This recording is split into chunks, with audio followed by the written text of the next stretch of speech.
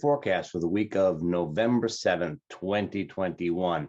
Here's the outline of the week. Slow start on Sunday, busy Monday, Tuesday, Wednesday, Thursday, a little bit of a shift in the weather, and then Friday, Saturday, we got some relative ease. The moon is waxing this week. We do hit the first quarter phase right around Wednesday, Thursday. That's always a very active, push into the world type of time, a time to take what began at the new moon last week and put it into some form of action. Unfortunately, Wednesday turns out to be a day that is going to just have its share of challenges. And the actual day of the new moon, Thursday, well, after a little while, the moon is going to go void.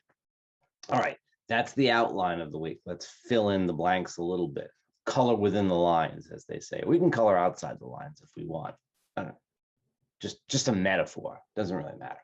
Sunday, the moon is void most of the day. It's void in Sagittarius. It's a pretty good energy for just hanging out, having some fun, maybe do some reading, do some exploration, just, enjoy yourself. That's a good recipe for Sunday.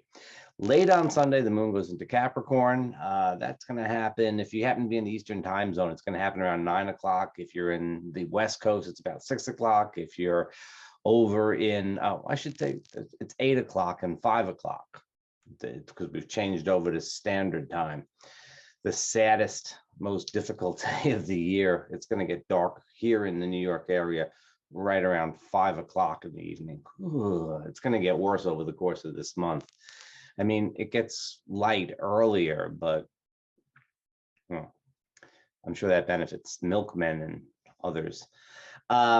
Maybe it benefits you. I don't know. I like to have a little bit more, I like those late summer evenings rather than, you get yourself cozy and go inside. So now we're on standard time. So it's right around 8 o'clock Eastern time. And if you're in Europe, well, you'll have to figure that out because I know we have a 4-hour differential now with England. And, you figure it out. Look it up. Look it up on the web. Why am I telling you? Look it up on the web. So the moon goes into Capricorn. We may find Sunday night, after a relaxed weekend, we start thinking about, the coming work week and what we have to do, the preparations and stuff like that. Ooh, did I do that thing I was supposed to do? Students may find that they're thinking about whether or not their homework is done, stuff like that. Then Monday and Tuesday, the Capricorn moon, generally harmonious aspects, meets with Venus, sextiles Mercury and Mars, trines Uranus, goes on to sextile the Sun and Neptune. Of course, as it does every month now, the moon also meets with Pluto. That's at the end of the thing. So it's kind of like you have all this harmonious energy, and then there's this kind of power moment towards the end, and it's coming. You feel it coming, but you're in Capricorn. So you're taking all that good harmonious energy and you're putting it towards work, productivity. If you're at work, you work. If you're at home, clean around the house, do some projects or something like that. Whatever seems to be. Monday, Tuesday, great opportunity period. Waxing Capricorn moon in easy aspects. You're used to Pluto by now. Even at the end of the sign, you're getting pretty used to it. All good stuff.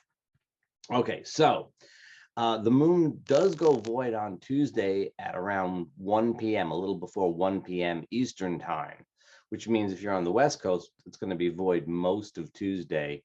And we have a relatively long period of void there on Tuesday. Wednesday, however, the moon goes into late on Tuesday, right around 10 o'clock on Tuesday Eastern time, the moon goes into Aquarius. Now, the Aquarius moon, you might reasonably hope for some, openness. We're talking, this is the sign of the first quarter moon, even though it's exact on Thursday. You might reasonably hope for some openness, community, shared goals, that type of thing. You might reasonably hope for that, except for the fact that the moon, Mercury, Mars, and Saturn are in a big mashup. Mercury conjuncts Mars, and then Mercury and Mars are both squaring Saturn. Now, Mercury square Saturn could have an impact on communication. It's a little hard to get the message across. I wouldn't exactly say it's like Mercury retrograde, but there's a little potential there. Mercury's in Scorpio, and Saturn is in Saturn is in Aquarius. And so there's a little bit of this kind of, am I really saying what needs to be said? Am I getting the message across? Mercury and Scorpio, there could be some indirect communication. There could be a little bit too much pressure towards getting the emotional message across. Saturn in Aquarius wants sort of the facts, lay them out, and we'll make decisions. Mercury in Scorpio's got its agenda, not necessarily that open. So that's communication could be a little, you have to read between the lines a little bit. Then Mars square Saturn. Well, Mars Saturn aspects are always a little bit like driving, jamming on the accelerator while the parking brake is on. Mars wants to go forward. Saturn is putting in a bit of a delay, holding things back, and a little bit of tension. So there could be some frustration between Mars and Mercury both squaring Saturn. There could be some potential for frustration. Mars is in Scorpio, where he's not really pushing forward all that forcefully. Mars in Scorpio sort of plays defense. That's the defensive posture of Mars. This is not the warrior out there trying to invade. This is up on the castle walls trying to protect. That's a, somewhat military kind of analogy, but it's Mars, and so that's very appropriate. It means that people are going to be a little cautious, a little defensive. I find, it's just me, I find there's a little bit more irritation, a little quicker to irritate with Mars in Scorpio, particularly if you have strong Scorpio placements. So that's a consideration. All in all, though, I'd have to say that the general feel there on Wednesday is one that is pretty tense. Now, the moon goes on to square Uranus, and that can have a little bit of a pop kind of feeling to it. The tension, and then you're heading towards release. And that's late Wednesday. And then we have the first quarter moon early Thursday. And the last aspect the moon makes is a conjunction to Jupiter. Excuse me, a conjunction to Jupiter. Now, that kind of indicates a little bit of a shift. After most of Wednesday being like a little bit of a pressure cooker of tension, that Uranus aspect, the first quarter moon, and then a little bit of release as the moon passes by Jupiter. So even getting into late Wednesday and early Thursday, we start to find a little bit of a shift in the mood. Not long, 12 hours later, so we're talking about early Friday, the moon goes into Pisces. We have some fairly long void times coming up. We have 12-hour voids. Now that Venus has moved from the end of Sagittarius into Capricorn, with the moon voids get longer because we don't have that many planets late in signs. And when we do, they're Pluto. So the feel on Friday, we have the sun trine Neptune, right? So the sun is in Scorpio, trine Neptune, the ruler of Pisces, while the moon is in Pisces. Of course, the moon is going to go on to meet with Neptune. And so we have, generally speaking, an easier flow of energy as we get into Friday and then Saturday.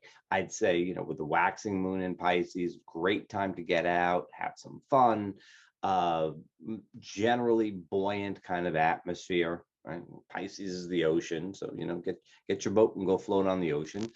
That's another metaphor. If you have a boat, then that's fine. Otherwise, it's just a metaphor. It's buoyant. It's going to keep you up. It's going to feel kind of good. Mercury on Saturday, early on Saturday, not tremendously early, but early on Saturday. So we feel the energy Friday and Saturday. Mercury is going to oppose Uranus. Here we have potential for brilliant ideas, fast and rapid communication. While at midweek we had this sort of hard to get your message across type of thing. It's all contained. there's like a kind of release point Friday, Saturday. There's a kind of, okay, well, this is what I meant. Instead, I'm tired of, you're not getting the message. This is what I'm trying to say. And you sort of push it out there. Clear the air would be a good way to think about it. But also, listen for what other people are saying. Listen to your own thoughts. Bring your notebook with you and write down little insights that you get, and you're liable to get some pretty good ones. And use the energy in a productive kind of way. It shouldn't take long to take good ideas and turn them into reasonable realities. All right, there's your forecast. Once again, Sunday, easy. Monday, Tuesday, productive. Wednesday, pressure cooker. But, within the pressure cooker, there's always the potential for, cooking up something good. It's not easy. It's not easy, but you might still be able to focus yourself. That's an important thing for Wednesday. Focus yourself, not a multitasking situation. Wednesday, you want to have one thing to do. If you complete it, do something else. If you can't get any further, switch to something else. But this is not a day to be doing 5 things at the same time. This is a day for doing one thing at a time. Thursday, pretty good vibe. Kind of a long void time coming into Friday, but you'll have some good opportunities through most of Thursday. And then finally, Friday and Saturday have a kind of feel, not the most elegant phrase, but pretty good stuff. And then, we get to Sunday, which begins at least, well, Sunday has, some of the same stuff, but we'll talk about that next week. Why should we talk about it now? Bye.